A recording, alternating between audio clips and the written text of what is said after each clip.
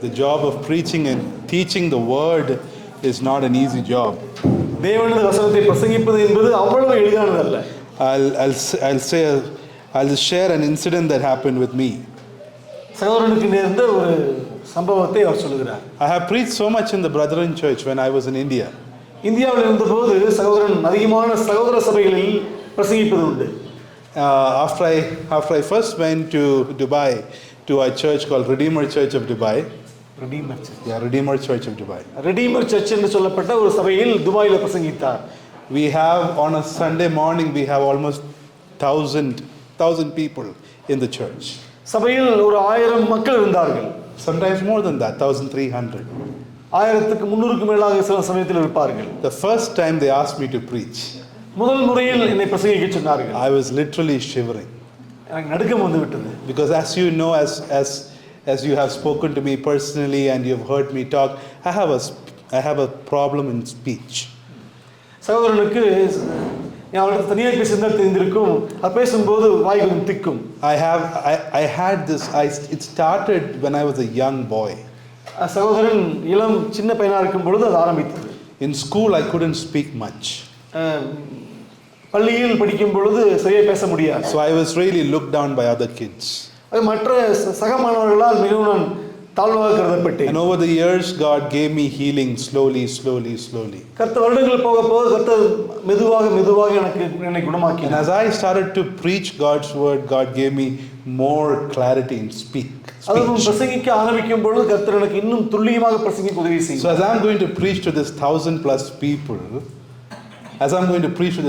plus people in the church, சபையில் 1000க்கு மேற்பட்ட மக்களுக்கு பிரசங்கிக்க ஆரம்பிக்கும் போது I had no clue how I will preach for 45 minutes. நான் எப்படி 45 நிமிடம் பிரசங்கிப்பேன் என்பதை குறித்து எனக்கு ஆச்சரியமாக இருந்தது. And I'm shivering and I'm praying and I'm asking my fellow brothers in the church, pray for me, that's what I'm saying. எனக்காக ஜெபித்துக் கொள்ளுங்கள் என்று கேட்டுக்கொண்டேன். And suddenly one sister comes up to me. திடீரென்று ஒரு சகோதரி இடத்தில் வந்தார். So we are gathering in a big hall. நாங்கள் ஒரு பெரிய ஹாலில் கூடி வந்தோம். And we had spotlights. அங்க ஸ்பாட்லைட்லாம் இருக்கும். Just like these spotlights. இது போல லைட் எல்லாம் இருக்கும். And there are these two huge spotlights kept right at the middle of the hall on two ends. அந்த ஹாலுடைய இரண்டு பகுதியில் இருந்து பிரசங்கிக்கக்கூடிய அவரை தனியாக எடுத்து காட்டுவதற்கென்று ஒரு ஸ்பாட்லைட் இருக்கும். And the spotlights are very bright. அது ரொம்ப பிரைட்டா இருக்கும். So she came and told me. பக்கத்துல வந்து சொன்னார். She came and said, Godly, when you preach, just look at the spotlights. சொன்னார், நீ பிரசங்கிக்கும் போது காட்லி அந்த ஸ்பாட்லைட் மட்டும் நீ பாரு. Because when you look at the spotlights, you won't see anybody. நீ அந்த லைட்டை பார்க்கும்போது யாரையும் பார்க்க மாட்டே. All of us are looking at you, but because you are afraid, don't look at the people, just look at the spotlights, because that will blind you. நீ மக்களை பார்க்காத, அது போல லைட்டை பார்த்தீங்கன்னா அது உனக்கு கண் தெரியாம செய்யும், எங்களை மறைக்க செய்யும். But I preached quite a few sermons in that church. அந்த சபையில் சில பிரசங்கங்களை செய்தேன். By the grace of God gave me opportunities. கர்த்தர் எனக்கு வாய்ப்புகளை கொடுத்தார். And every time I preached, ஒவ்வொரு முறை பிரசங்கிக்கும் போதும் I go there. My wife will say the week I'm preaching, I'm a restless person.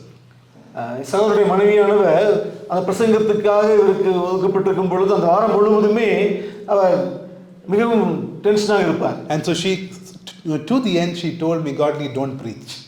கடைசியா சொல்லுவா, நீ பிரசங்கிக்காம இருங்க, சும்மா இருங்க. You're too restless. You're not happy in the house. நீங்க வீட்ல சந்தோஷமா இருக்க மாட்டேங்கிறீங்க. But every time I stood up to preach, the Lord gives courage. ஆனா ஒவ்வொரு முறையும் பிரசங்கிக்க ஆரம்பிக்கும் போது கர்த்தர் எனக்கு தைரியத்தை கொடுப்பார். The Lord gives boldness. கர்த்தர் எனக்கு வல்லமையை கொடுப்பார். And the Lord gives strength. கர்த்தர் எனக்கு பலனை கொடுப்பார். So I'm so glad that brother took this class, and I just told him that most of the books on homiletics have been written by American authors.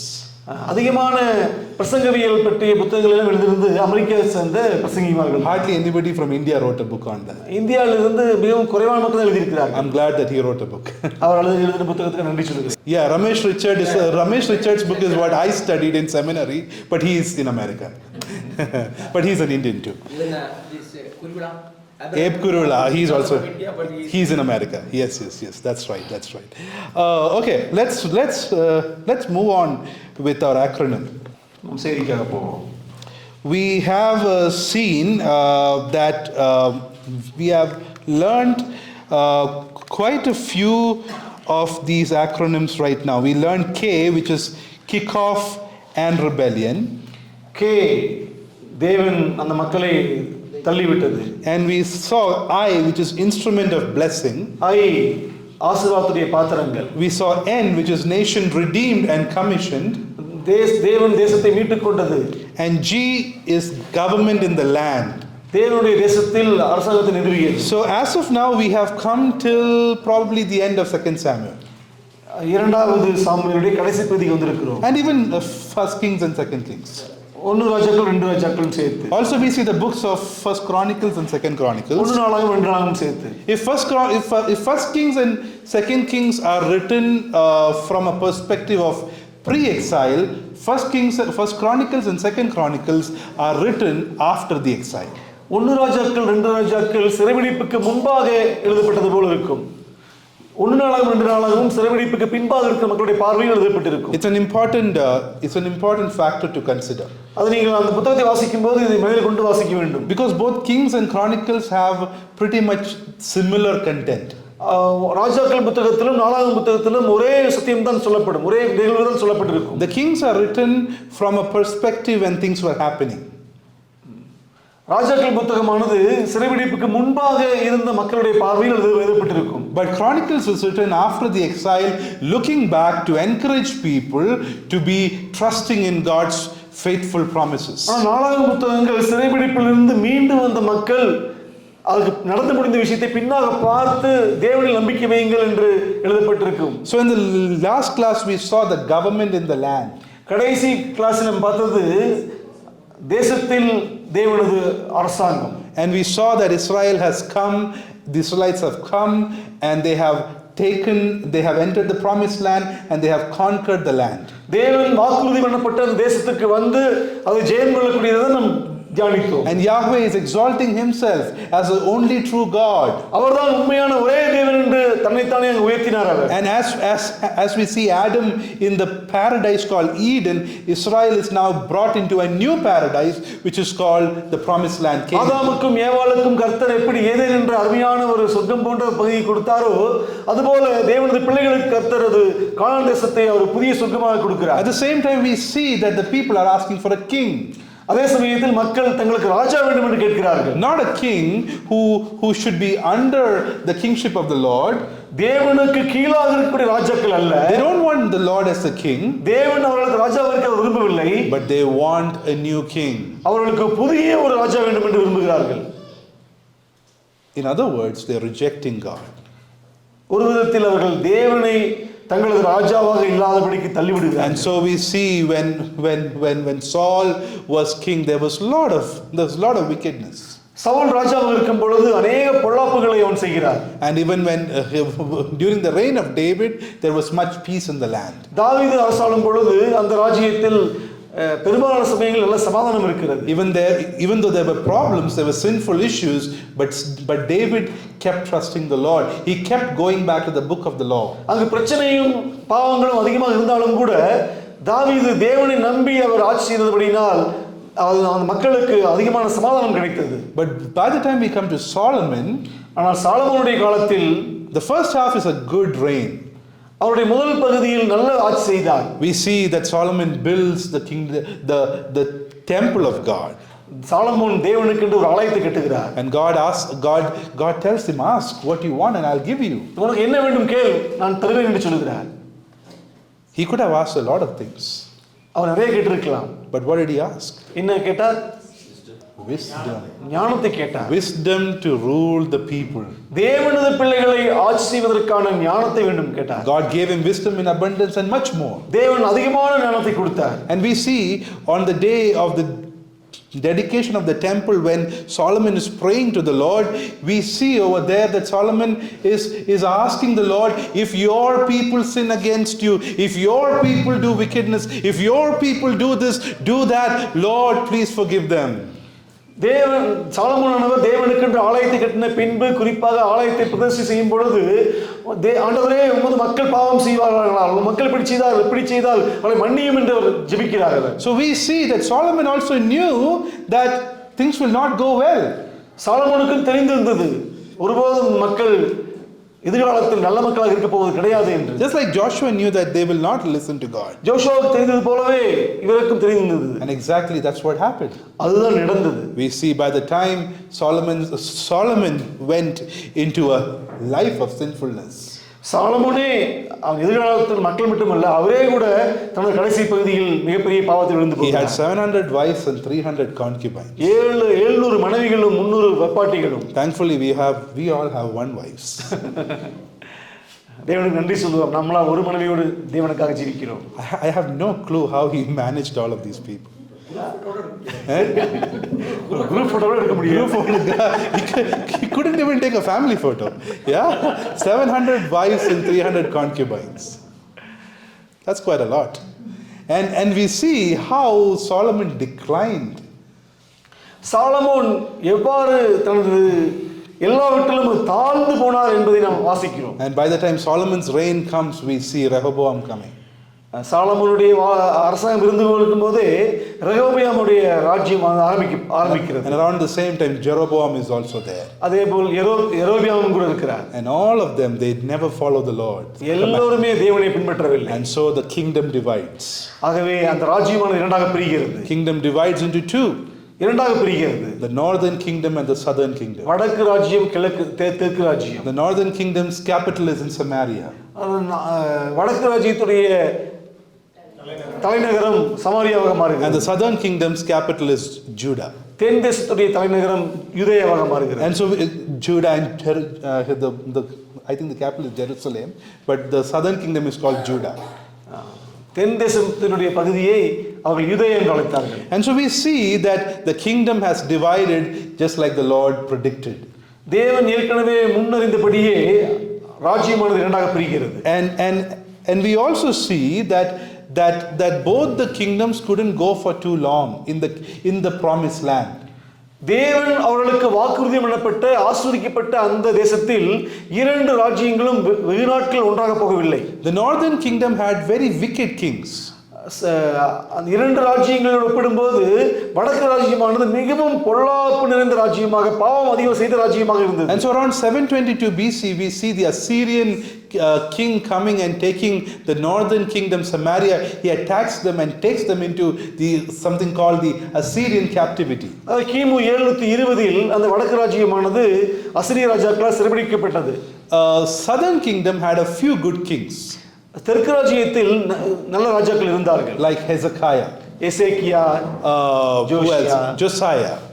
Yeah, they had some few good kings who were able to lead the people in the worship of the Lord. தேவனது மக்களை தேவனுடைய வசனங்களுக்கு ஏதுவாக ஆட்சி செய்வதற்கு, ஆராதிப்பதற்கு ஏதுவாக நடத்தி போன சில ராஜாக்கள் இருந்தார்கள். But finally even southern kingdom failed.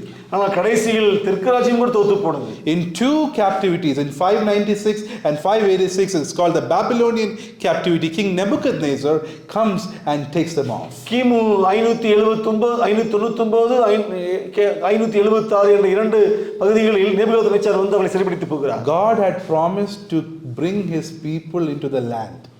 தேவன் அவர்களை மறுபடியுமாக திரும்பி வருவேன் என்று வாக்குறுதி கொடுக்கிறார். God had promised Abraham a land promise.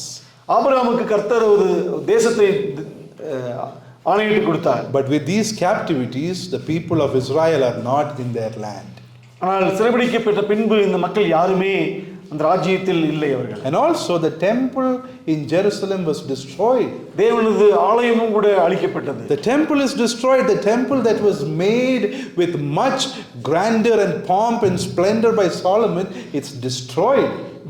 சாலமோனால் கட்டப்பட்ட மகிமையும் ஆட்சிமையும் மிகவும் உயர்ந்த கற்களால் கட்டப்பட்டது எல்லாமே ஒன்றுமில்லாமல் சிதைக்கப்பட்டது. So in the land that God gave to his children, there are no people and there is no worship of the Lord. தேவன் அவர்களுக்கு தந்த, தேவன் தன் பிள்ளைகளுக்கு தந்த அந்த தேசத்தில் தேவனுடைய பிள்ளைகள் அங்கு இல்லை. ஆராதனையும் இல்லை, ஆலயமும் இல்லை. And that's when the people of Israel are questioning, now what about God's promises? அப்பொழுது அந்த மக்கள் கேள்வி கேட்க ஆரம்பித்தார்கள். தேவனுடைய வாக்குறுதி என்ன ஆனது? தேவன் என்ன ஆனார்? What is to happen to the promises that God made to Abraham and David? ஆபிரகாமுக்கும் தாவீதுக்கும் தேவன் ஏற்படுத்தி கொடுத்த வாக்குறுதி என்னவாயிற்று? We are no more in the land. நாங்கள் இப்பொழுது வாக்குறுதிக்கப்பட்ட அந்த அந்த தேசத்தில் நாங்கள் இல்லை. There is no temple.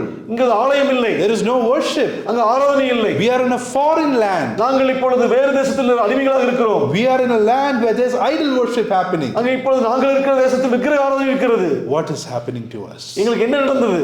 Is God faithful? தேவன் இப்பொழுது உண்மையுள்ளவராக இருக்கிறாரா? That's the question they are asking. அந்த கேள்வியை அவர்கள் கேட்டார்கள். It's so difficult to be away from home, right? நமது வீட்டை விட்டு தூரத்தில் இருப்பது மிகவும் கடினமான விஷயம் இல்லையா? When we travel with our families, நாம் நம்ம குடும்பத்தோடு பயணம் செய்யும் பொழுது we may have 2 or 3 luggages. உங்களுக்கு 2-3 லக்கேஜ் இருக்கும். Kamal and his family have been traveling and they've been away from their house in Nepalganj. நேபாள்கஞ்சிலிருந்து அவர்கள் மிக வெகு தூரத்தில் இருக்கிறார்கள். So right now they are living off their luggage. அவர்கள் இப்பொழுது லக்கேஜோடு தான் இருக்கிறார்கள். Because everything that they need is in that luggage. அவங்களுக்கு தேவைப்படுவதெல்லாம் அங்கு அவருடைய பேக்கில் தான் இருக்கிறது. And in this 1.5 months there will be one thing. They are coming to KOTHAGIRI, they are going to Kottayam, they are going to different places, meeting a lot of people, but there will be one yearning in their hearts. What is that? அவர்கள் கோட்டயம் போகிறார்கள், கோத்தகிரி வருகிறார்கள். இது எல்லாம் 1.5 மாத பயணத்தின் போது உள்ளங்களுக்குள்ள ஒரு ஏக்கம் தவிப்பு இருக்கிறது. என்ன இருக்கிறது? How nice and how kind and how hospitable we can be to them, but there will be one yearning in their heart. அவர்களுக்கு நம்ம எவ்வளவுதான் உபசரித்தாலும் அன்பு காட்டினாலும் கூட உள்ளங்களுக்குள்ள ஒரு ஏக்கம் இருக்கும். What is that yearning? இது எப்ப போவோம்? When will we get back home? நாங்க எப்ப வீட்டுக்கு போவோம்? When will we get back? நாங்க எப்பொழுது வீட்டுக்கு போவோம்? And when there is hardships during travel, the question will be all the more pressing. When will we go home? அதுவும் பயணத்தில் ஏதாவது பாதிப்பும் பங்கம் ஏற்பட்டால் இன்னும் அதிகமாக ஏங்குவார்கள். எப்பொழுது வீட்டுக்கு போவோம்? Think about the people of Israel. Israel மக்கள் நினைத்து பாருங்கள். They are away from their homes. அவர்கள் தங்களது வீட்டை விட்டு வெகு தூரத்தில் இருந்தார்கள். Away from the temple. ஆலயத்தை விட்டு வெகு தூரத்தில் இருந்தார்கள். No worship of the Lord. அங்க ஆராதனை இல்லை. They are asking the question. தேவனிடத்தில் கேள்வி கேட்கிறார்கள். How long? ஆண்டவரே எத்தனை நாட்கள்? When will this end? எப்பொழுது இது முடியும் ஆண்டவரே? God, are you there? ஆண்டவரே இருக்கிறீரா? Do you understand us? நாங்கள் எங்களை புரிந்து கொள்ளுங்கள். Have you left us? ஆண்டவரே நீங்கள் விட்டு விட்டீர்கள். Have you forsaken us? ஆண்டவரே கைவிட்டு விட்டீர்களா? And that brings us to the next stage, which is D. It's called dispersion and return. அதுதான் அவர்களை அடுத்த நிலைக்கு அழைத்துச் செல்கிறது. சிதறடிக்கப்படுதலும் திரும்பி வருதலும். Here we will think about the exile and the initial restoration of the people to the land. அதாவது அவர்கள் சிறைபிடிக்கப்பட்ட பின்பும் அவர்களது முதலாவது அதாவது அவர்களுடைய மறுபடியும் திரும்பி வருவதுடைய முதல் பகுதி. Here we will think about the exile and the initial restoration. சிறைபிடிப்புக்கு பின்பாக நடந்த முதல் மீண்டு வருதலுடைய முதல் பகுதி. So here we saw that Yahweh cast Israel from the promised land because the people failed to live for God and heed his voice. Yahweh cast them out of the land because they failed to live for God and heed his voice. அவர்கள் தேவனை விட்டு விலகி போனது நிமித்தம் அவர் திரும்ப சிதறடிக்கப்பட்ட மக்களை பார்த்து எனது வார்த்தையை கேளுங்கள் என்று சொன்னார். And so செய்யுங்கள் என்று சொன்னார். And so in exile God's people are crying out to the Lord. தேவனது பிள்ளைகள் சிறைபிடிப்பில் இருந்தபோது தேவனை நோக்கி கதறினார்கள். When we come to chapter 9 of Daniel, தானியேல் அதிகாரம் 9 verse 18 and 19. 18-19. Chapter 9 of Daniel, verse 18 and 19. Someone can read that out loud. 9 என் தேவனே உம்முடைய செவியை சாய்த்து கேட்டருளும், உம்முடைய கண்களை திறந்து எங்கள் பாலிடங்களையும் உமது நாமம் தரிக்கப்பட்டிருக்கிற நகரத்தையும் பார்த்தருளும். நாங்கள் எங்கள் நீதிகளை அல்ல உம்முடைய மிகுந்த இரக்கங்களையே நம்பி எங்கள் விண்ணப்பங்களை உமக்கு முன்பாக செலுத்துகிறோம்.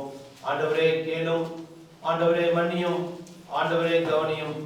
என் தேவனே உம்முடைய நிமித்தமாக அதை தாமதியாமல் செய்யும்.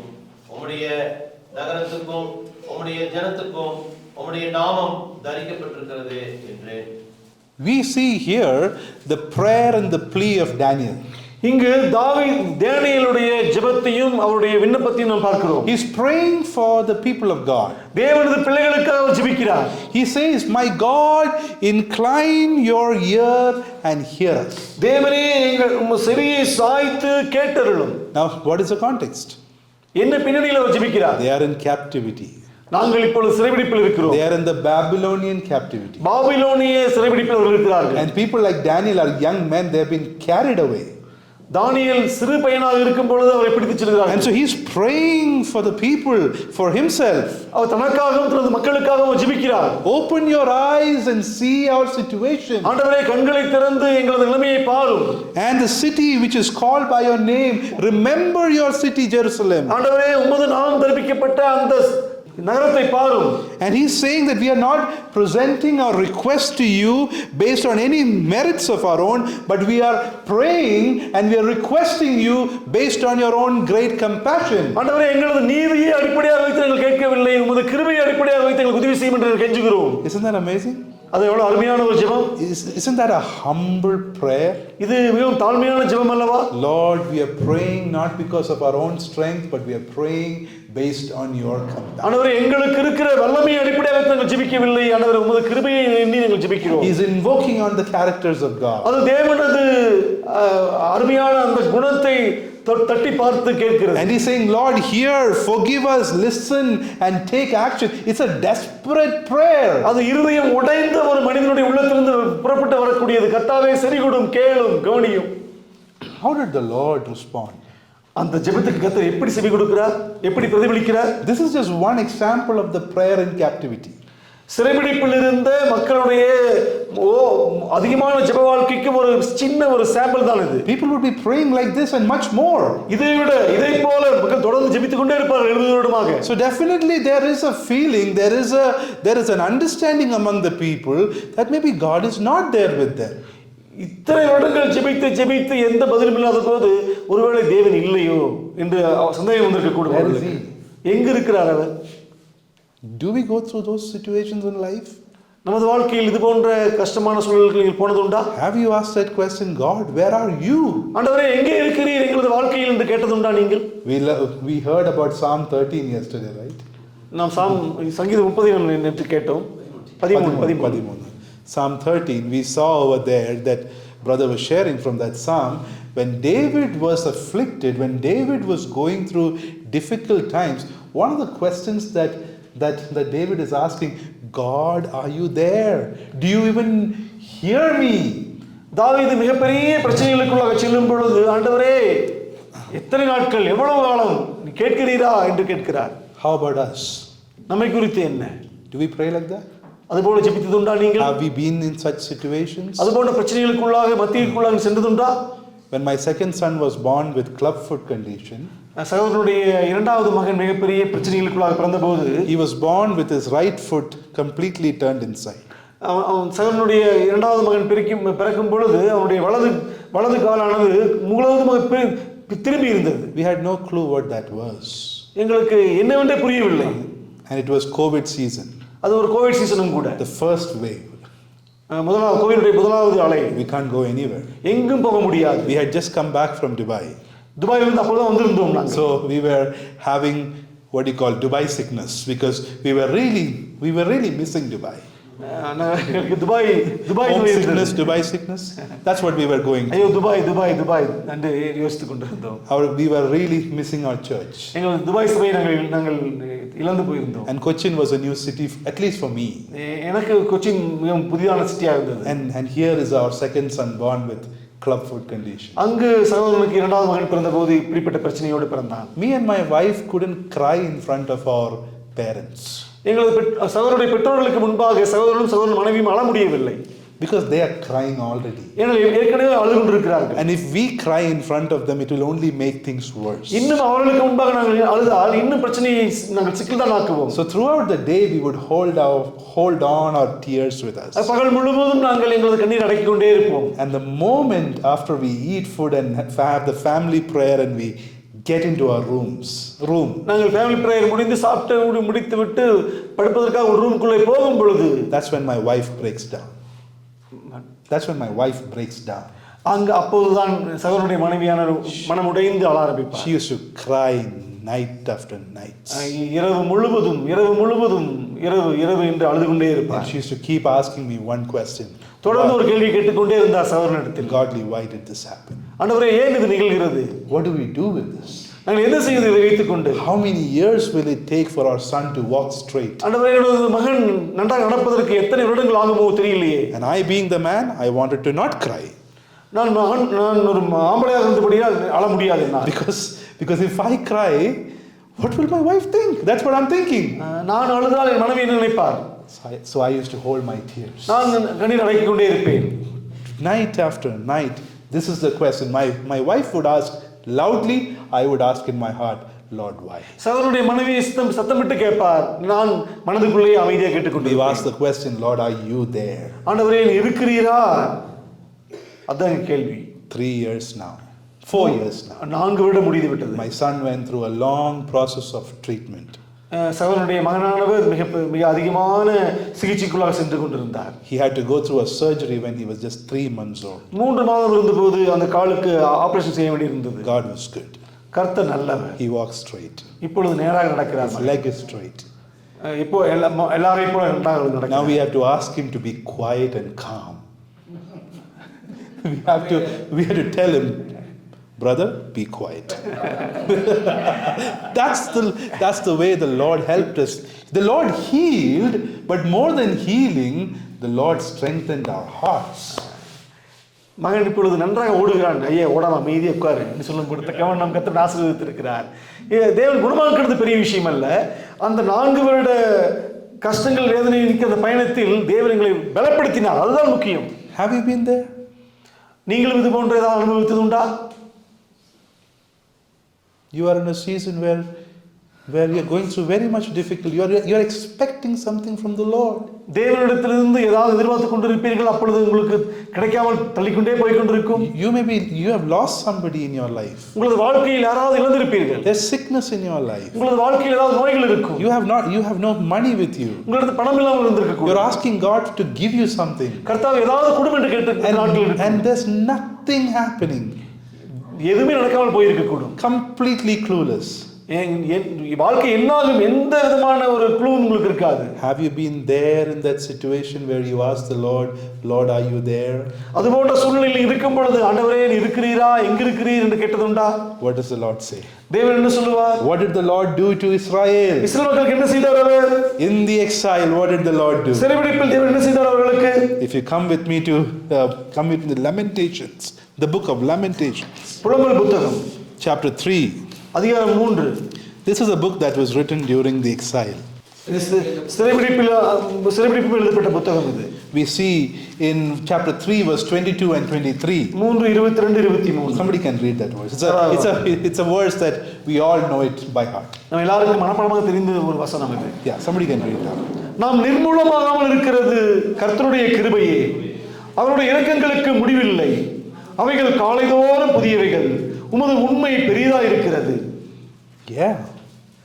In the exile, when God's people were hopeless and clueless and asking questions and asking the Lord, where are you? Lord, forgive us. What is the Lord doing to them? His steadfast love never ceases. தேவனது அவர் சிறைபிடிப்பில் இருக்கும் பொழுது, அவர் நம்பிக்கை இல்லாத சூழ்நிலையில், கர்த்தாவே எங்க இருக்கிறீர் எங்களுக்கு உதவி செய்யும் என்று கெஞ்சிக் கொண்டிருக்கிறார்கள். The steadfast love of the Lord never ceases. His mercies are new every morning. தேவனுடைய கிருபை. Can you say an amen to that? Loudly. இரக்கங்களுக்கு முடிவில்லை. His steadfast love never ceases. அவருடைய கிருபை இரக்கங்களுக்கு முடிவே இல்லை. Come with me to Daniel chapter 2. தானியேல் அதிகாரம் 2க்கு வாருங்கள். Chapter 2 verse 44. 2:44. What do we see over there? அங்கே என்ன காண்கிறோம்? What is Daniel seeing in exile? தானியேல் சிறைபிடிப்பின் போது எதை காண்கிறார்? Somebody can read that verse 44. 44 வாசிங்க யாராவது. அந்த ராஜாக்களின் நாட்களிலே பரலோகத்தின் தேவன் என்றென்றைக்கும் அழியாத ஒரு ராஜ்யத்தை எழும்ப பண்ணுவார். அந்த ராஜ்யம் வேறே ஜனத்திற்கு விடப்படுவதில்லை. ஒரு கல் கையால் பெயர்க்கப்படாமல் மலையிலிருந்து பெயர்ந்து உருண்டு வந்து இரும்பையும் வெண்கலத்தையும் களிமண்ணையும் வெள்ளியையும் பொன்னையும் நொறுக்கினதை நீர் கண்டீரே. அப்படியே அந்த ராஜ்யங்களை எல்லாம் நொறுக்கி நிர்மூலமாக்கி தானோ என்றென்றைக்கும் நிற்கும். And so what do we see here? நாம் இங்கே எதை காண்கிறோம்?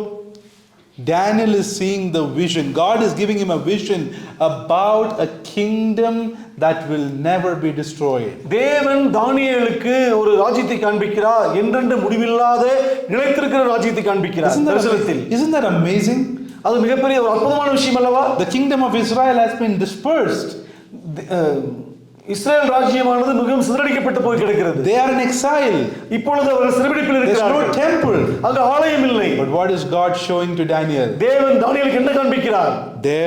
I will set up a kingdom which will never be destroyed. என்றைக்கும் அழியாத ஒரு ராஜ்யத்தை எழும்ப பண்ணுவேன் என்கிறார். And that kingdom will not be left for another people. அது வேறே மக்களுக்கு கொடுக்கப்படுவது கிடையாது. He had just seen the vision of a stone coming. அங்க ஒரு பெரிய கல் வருவது போல ஒரு தரிசனத்தை காண்கிறார். There was this big statue and the stone comes and breaks all of it. அது ஒரு பெரிய கல் வந்து அந்த பெரிய ஒரு சிலையை அடித்து நொறுக்கி ஒன்றுமில்லாமல் செய்கிறது. There has been the Roman Empire. அங்கு அது ரோமருடைய ராஜ்யம். There has been the Assyrian Empire. அது Assyrian Empire. அசிரிய ராஜ்யம். The Babylonians. பாபிலோனிய ராஜ்யம். The Persians.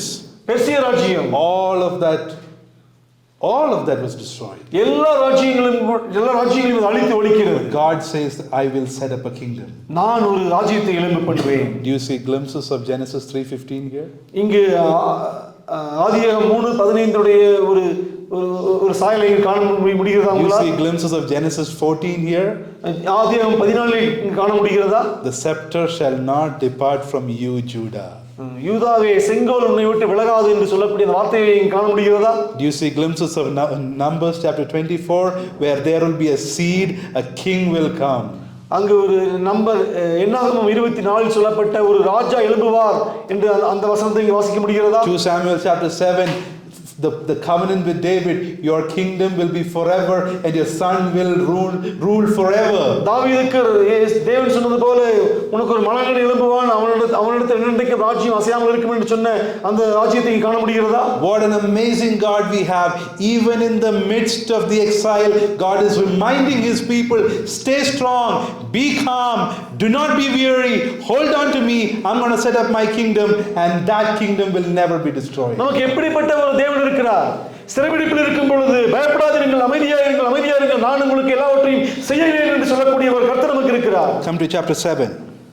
அதிகாரம் 7க்கு வாருங்கள். Come to chapter 7 and Daniel 7 and 13 and 14. 13 14. It's a very, very important verse. முக்கியமான வசனம். 13 14. It's two verses. It's a passage where the Son of Man is presented.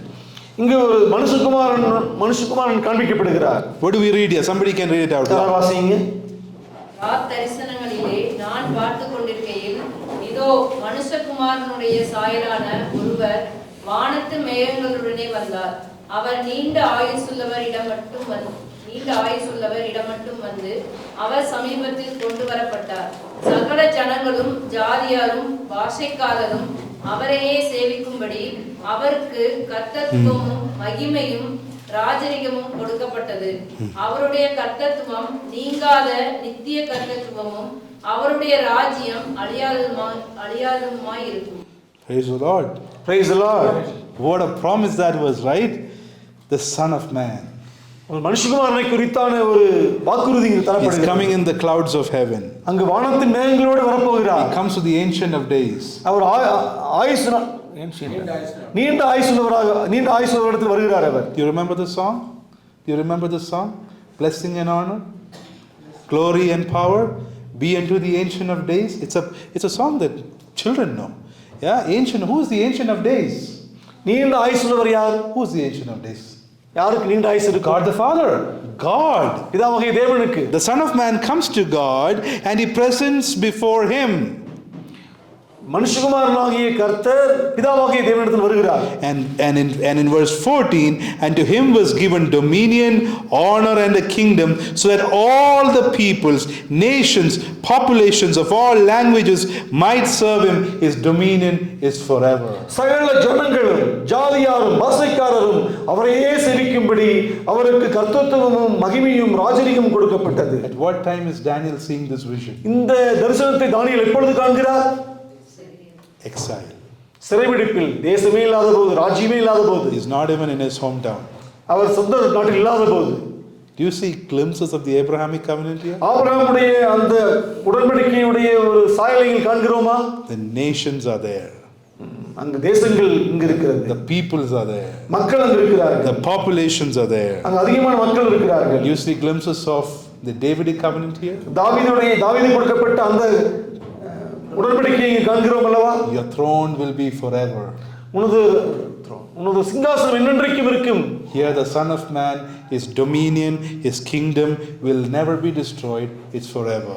மனுஷகுமாரனுடைய ராஜ்யம் இங்கு சொல்லப்படுகிறது. And so hence, எப்பொழுதும் அழியாத ராஜ்யமாக இருக்கிறது. So hence, for the sake of God's glory, the Lord sustains Israel through the exile.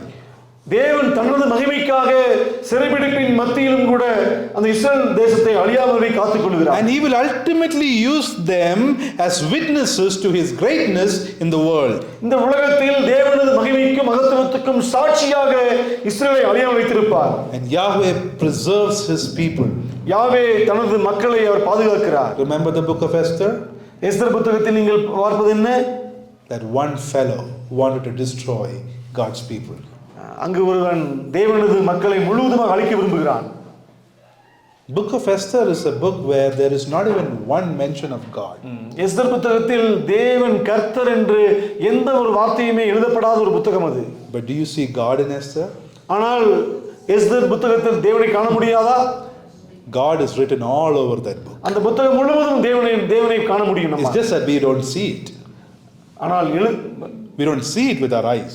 நமது கண்களால் காண முடியாது. But he's there. ஆனால் அங்க இருக்கிறார் கர்த்தர். When Haman decided to destroy the Jewish people, ஆமான் யூத மக்களை முழுவதுமாக அழித்து ஒழிக்க முற்படும்போது God raises Esther. தேவன் அங்க எஸ்தரை எழுப்புகிறார். Do you remember how Queen Vashti was removed? அங்க குயின் வஸ்தி எப்படி அங்க அகற்றி போடுகிறார்? For such a foolish reason. அது ஒரு மிகவும் முட்டாள்தனமான ஒரு விஷயம். The king wanted to flaunt his wife in front of his other men. ஒரு ராஜாவானவர் மற்ற மந்திரிகளுக்கு முன்பாக தனது மனைவியை ஆடச் சொல்கிறார். She said no. அவள் முடியாது என்று சொல்கிறார். I'm just amazed how courageous that girl was. உண்மையாகவே வஸ்தி மிகப்பெரிய தைரியமுள்ள பெண் அவள். A wife saying no to her husband. கணவனுக்கு அவள் நோ என்று சொல்கிறார். Have your wife said no to your husbands? மனைவிகள் கணவனுக்கு நோ என்று சொல்வீர்களா? And have your husbands ever said, you are the wife, you say no to me? நீ மனைவியா இருக்க எனக்கு நோ சொல்றியா? Oh yeah, I've said that to my wife. Let me say that very openly to you. We husbands are like that. We are sinful. Yeah? Here is a wife, Vashti, who says no to her husband, and that costs her throne as a position as a queen. ஆனால் இங்கு வஸ்தி என்ற அந்த பெண்ணானவர் கணவனுக்கு no என்று சொல்லும் பொழுது அந்த பட்டத்தரசி என்ற பதவியை பறித்து விடுகிறார் அவர். God brings Esther. தேவன் அந்த இடத்தில் எஸ்தரை கொண்டு வருகிறார். And there is one uncle in the side, Mordecai.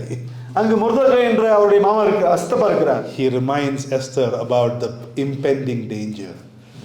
அவர் கூடவே இருந்து எஸ்தருடைய எல்லா ஆபத்துக்கும் எஸ்தரை விலக்கி பாதுகாக்கிறார். God preserves his children. தேவன் தனது பிள்ளைகளை பாதுகாக்கிறார். And God also restores his children to the land. தேவன் தன் பிள்ளைகளை மட்டுமல்ல அவர்களுக்கு என்று தேசத்தையும் கூட பாதுகாக்கிறார். And that's what we see. Please everybody listen here. Everybody, don't lose focus, yeah? We're all going well.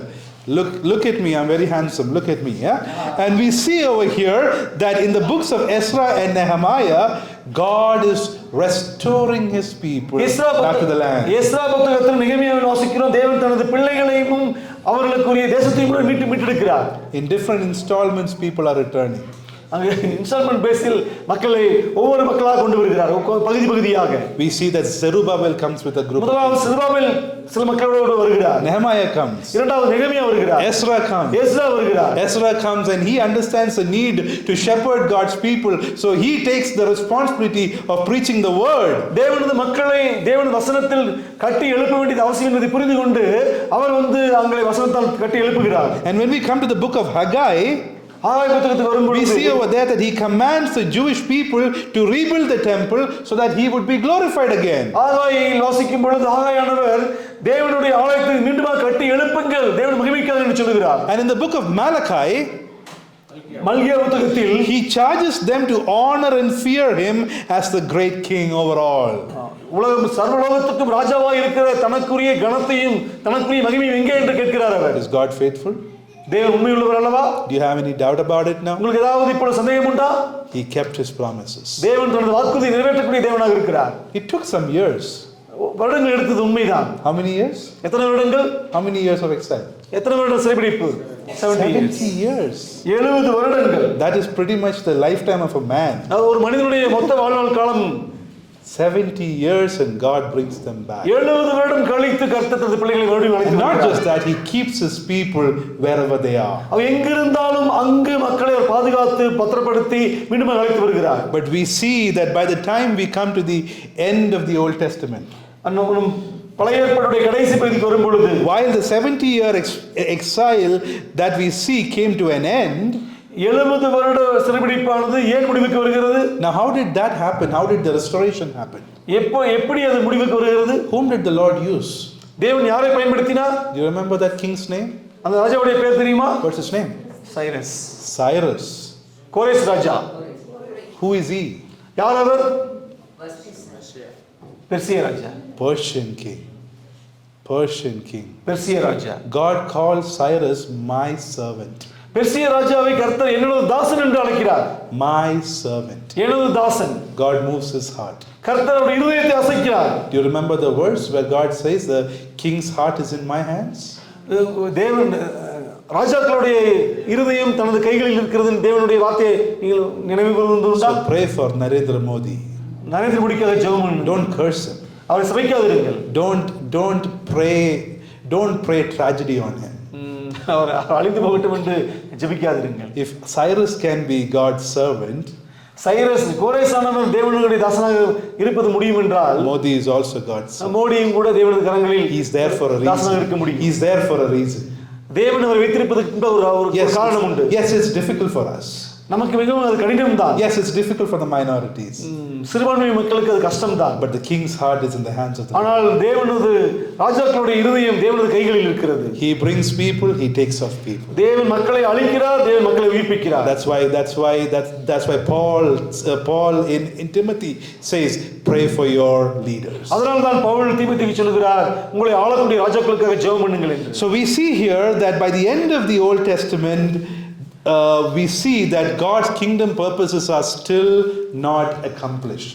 இந்த புதிய பழைய ஏற்பாட்டு முடிவுக்கு வந்தாலும் கூட கர்த்தரது அந்த It's not completely accomplished. தேவன் அவங்களுக்கு கொடுத்த வாக்குறுதியானது முழுவதுமாக முடிவுக்கு வருவது கிடையாது. The Old Testament is not the end of God's kingdom purposes.